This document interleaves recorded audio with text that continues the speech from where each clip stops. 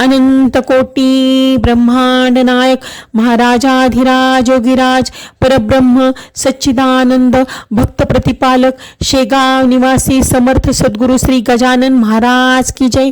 हा अनुभव आहे चेन्नई आणि बडोद्यावरून सीताराम स्वामी या दादांचा. दादा म्हणतात गुरुतत्वाचे आकर्षण. जय गजानन. माझं नाव सीताराम स्वामी. आंध्र प्रदेशातील पश्चिम गोदावरी जिल्ह्यात नरसापुरम या लहान गावात माझा जन्म झाला. माझं बालपण आणि शिक्षण आंध्र प्रदेशातच पार पडलं. माझी मातृभाषा अर्थातच तेलुगू. माझं इंजिनिअरिंग विशाखापट्टणमला झालं. मी केमिकल इंजिनियर आहे.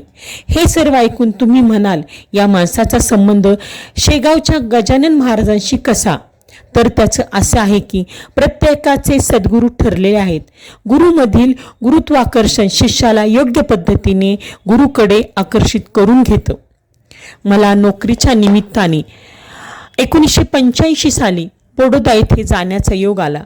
तिथे मी एका मराठी कुटुंबाशी जुळला गेलो आणि 1988 साली विमलशी विवाह होऊन मी त्यांचा जावई झालो. विमलची मोठी बहीण आणि तिचे मिस्टर गजानन महाराजांचे भक्त. ते मला वारंवार गजानन महाराजांच्या विषयी सांगायचे. अशात आम्ही 2000च्या सुमारास अष्टविनायक, पंढरपूर, शिर्डी व शेगाव अशा स्थळांचं दर्शन घेतलं आणि त्या लोकांनी मला गजानन विजय ग्रंथाची इंग्लिश आवृत्ती आणून दिली व हे वाचा, तुमचं भलं होईल असा सल्ला दिला. मी ते पुस्तक स्वीकारलं आणि कपाटात ठेवून दिलं. मी अनेक वेळा पुस्तक हाती धरायचो, पण कधी 4 ओळी वाचून तर कधी एखादं चित्र पाहून कपाटात ठेवून द्यायचो. वास्तविक मला वाचनाची प्रचंड आवड, पण त्या पोथीचा योग महाराजांच्या मनात काही वेगळा होता. पोथी घेऊन जवळपास 2 वर्ष होत आलीत. अजूनही वाचनाचा योग आला नव्हता आणि महाराजांनी एक विलक्षण योग जुळून आणला. 2002ची ती गोष्ट असावी. आता मी इंडियन ऑइल कॉर्पोरेशनमध्ये रुजू झालो होतो. उत्तर प्रदेशातील आग्रा येथून जवळ तुंडला नावाचं गाव आहे. तिथं आमच्या प्लॅन्टचं काम सुरू होतं. कंपनीने मला तिथं इन्स्पेक्शनसाठी पाठवलं. दूर अज्ञात गावी एकटं जायचं आहे म्हणून घरच्यांनी माझ्या सामानासोबत मला पोथी दिली व मी पण ती आधार म्हणून ठेवून घेतली. मी तुंडला येथे पोहोचलो. हॉटेलवर सामान ठेवलं आणि प्लॅन्टला भेट दिली. मला तिथलं वातावरण वेगळं, संशयास्पद आणि भयावह वाटलं. मी थोडा वेळ तिथे घालून संध्याकाळी परत येतो असे सांगून हॉटेलवर परतलो. त्या दिवशी प्रथमच मला जाणवलं की इथे आपल्याला एकच आधार आहे आणि तो म्हणजे गजानन महाराज. मी सामानातून पोथी बाहेर काढली आणि चक्क 4 अध्याय वाचूनच पोथी बाजूला ठेवली. मनातून महाराजांचा खूप आधार वाटू लागला. मी संध्याकाळी पुन्हा कामाच्या ठिकाणी गेलो. मी टेबलपाशी बसलो असतानाच अचानक 6-7 गुंड प्रवृत्तीची माणसं चक्क हातात बंदूक घेऊन आत शिरली. त्यांनी माझ्या कानशिलेला बंदूक लावली. त्यांच्या मते त्यांना आमच्या कंपनीकडून 20 ते 25 लाख रुपये घ्यावायचे होते. ते म्हणाले, आम्ही तुम्हाला इथून बाहेर जाऊ देणार नाही. जास्त गडबड केली तर मारून टाकू. त्या दिवशी मी आयुष्यात प्रथमच महाराजांचा धावस सुरू केला. थोडा धीर आला. मग परिस्थिती समजावून घेतली. माझ्या लक्षात आलं आमच्या सब कॉन्ट्रॅक्टरनी पैशाचे गैरव्यवहार करून त्यांचे पैसे दिले नाहीत. गजानन महाराजांच्या स्मरणामुळे मी धैर्याने प्रसंगाला सामोरा जाऊ शकलो. माझी बाजू त्यांना पटली. त्या 2-3 दिवसात एकीकडे हॉटेलवर सकाळ संध्याकाळ मिळून मी पारायण पूर्ण केलं आणि दुसरीकडे महाराजांच्या कृपेने परिस्थिती निवळत गेली. हा माणूस आपल्या हितासाठी काही करेल अशी त्यांना खात्री पटली आणि तो दौरा संपला. तिथून माझं रोज एक चॅप्टरप्रमाणे पारायण सुरू झालं. दुसऱ्या पारायणाच्या वेळी 21व्या चॅप्टरमध्ये दशमी, एकादशी, द्वादशीला पारायणाचे महत्त्व असा उल्लेख आला. तेव्हा मला सहज वाटलं की तुंडला येथे कोणत्या 3 दिवसात आपण पारायण केले. मी आश्चर्यचकित झालो जेव्हा मी कॅलेंडरमध्ये तपास केला. महाराजांनी माझ्याकडून आयुष्यातील पहिलं पारायण योगायोगाने दशमी, एकादशी, द्वादशीलाच करून घेतलं होतं. माझी निष्ठा आता गजानन महाराजांच्या चरणी जडली. मला मनातून वाटू लागलं की आम्हाला देखील महाराजांच्या विषयी काही कळावं. पण त्यासाठी आवश्यक होती तेलुगू पोथी. त्यासाठी मी शोध घेतला, पण तेलुगू पोथी काही मिळू शकली नाही. ही 2007ची गोष्ट आहे. मी त्या विचारात असतानाच मला कामासाठी जपानला जाण्याचा योग आला.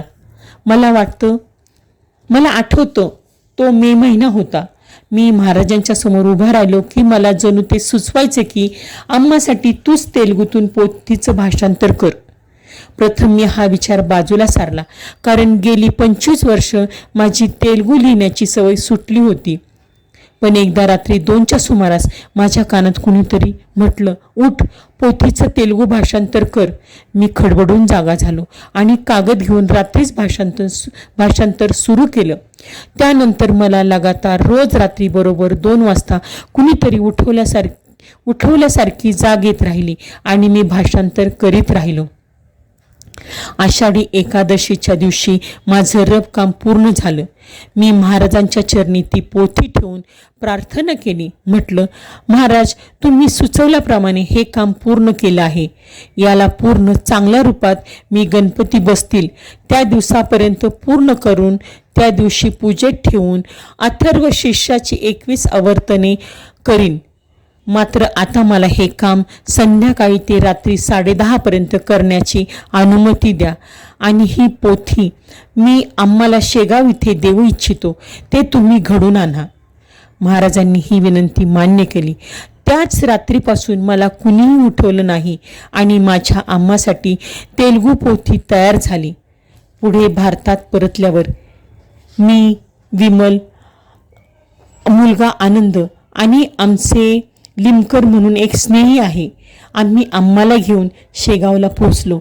तिथे प्रथम ती पोथी खाली महाराजांच्या चरणाला लावून व श्रीराम मंदिरात आम्हाला पोथी देऊन नमस्कार केला. आम्हाला म्हटलं, पारायणगृहात बसून आज 21 अध्याय वाच, उद्यापासून रोज 1 अध्याय वाचशील. ही मी जपानहून तुझ्यासाठी आणलेली भेट आहे. ऐकून तिचे डोळे भरून आले आणि मीही कृतकृत्य झालो. पुढे बदलीच्या कारणाने इसवी 2015-16 मी चेन्नई येथे वास्तव्यास होतो. महाराजांनी माझ्याकडून इंग्लिशमधून तेलुगू भाषांतराचं काम करून घेतलं होतं आणि आता मी देवपूजेला बसल्यावर मला वारंवार आतून अशी सूचना येऊ लागली की साईबाबावर एक छोटी तेलुगू पोथी आहे, त्या पोथीचं इंग्लिशमध्ये भाषांतर कर. वारंवार अशी प्रेरणा होऊ लागल्यामुळे मी तेलुगूमधून इंग्लिश भाषेत ती छोटी पोथी भाषांतरित केली. मात्र पुढे काही प्रेरणा न झाल्याने मी ते तसंच ठेवून दिलं. मला 18 फेब्रुवारी 2016 रोजी बडोदा इथं जाणं आवश्यक होतं. तेव्हा मनात विचार आला की हे भाषांतर चेन्नईमधील साई मंदिरात दाखवून बडोदा येथून येताना शेगावला महाराजांच्या चरणी लावू, जेणेकरून महाराजांनी केलेल्या सूचनेची अंमलबजावणी पूर्ण होईल. मी गजानन महाराजांना तशी प्रार्थना केली आणि म्हटलं, तुम्ही सगळं जाणताच, तुम्ही तुमच्या योजनेनुसार योग्य काय ते करून घ्यालच, असं म्हणून नमस्कार केला. 10 फेब्रुवारी 2016 रोजी सकाळी उठतानाच महाराजांनी प्रेरणा दिली की भाषांतरित पोथीचं प्रिंटआउट काढून तयार ठेव. वाटलं आपण शेगावला त्या स्वरूपात काम नेण्यासाठी ही सूचना असावी, म्हणून त्याप्रमाणे मी प्रिंटआउट तयार केलं. मी 11 फेब्रुवारीला ऑफिसला गेलो आणि महाराजांची योजना पाहून मी थक्क झालो. ध्यानीमनी नसताना एक सहकारी माझ्याजवळ आला, माझ्या खांद्यावर हात ठेवला, म्हणाला, स्वामी आय वॉन्ट 1 फेवर. म्हटलं, काय? म्हणाला, on 30th I am going to Shirdi. I want your company. तुझं प्लेनचं तिकीट मी काढीन. पुण्याला जाऊन टॅक्सीने शिर्डीला जाऊ. शिर्डीला दर्शनाला जाताना मी छातीशी कवटाळून काही प्रिंट कागद आणलेले मित्रांनी पाहिले. मी श्रद्धापूर्वक ते साईंच्या चरणावर ठेवले. तेव्हा त्यांनी विचारलं, हे सर्व काय आहे? तेव्हा त्याला गजानन महाराज आणि साईबाबांची ती संयुक्त योजना समजावून सांगितली. ऐकून त्याचे डोळे भरून आले. माझे डोळे तर गळागळा वाहत होते. मी कुठेतरी वाचल्याचं आठवतं की गजानन महाराजांनी समाधी घेतली तेव्हा शिर्डीला साईबाबा अस्वस्थ झाले होते आणि साईनाथापाशी ज्ञानदृष्टी असल्याचा उल्लेख गजानन महाराजांच्या तोंडी गजानन विजय ग्रंथात आलाच आहे. शेवटी आपण सामान्य माणसं, आपल्याला यातलं फारसं काही कळत नाही. जगाच्या कल्याणा संतांच्या विभूती, त्यामुळे संतांच्या चरणी दृढभाव ठेवा आणि मुखाने नाम जप चालू ठेवा. श्री गजानन जय गजानन, श्री गजानन जय गजानन. हा अनुभव तुम्हाला कसा वाटला तो मला नक्की सांगा व तुमचे काही अनुभव असतील तर ते आम्हाला कमेंटद्वारे किंवा डिस्क्रिप्शन बॉक्समधल्या ईमेल ID वर जरूर कळवा. गण गण गणात बोते, गण गण गणात बोते.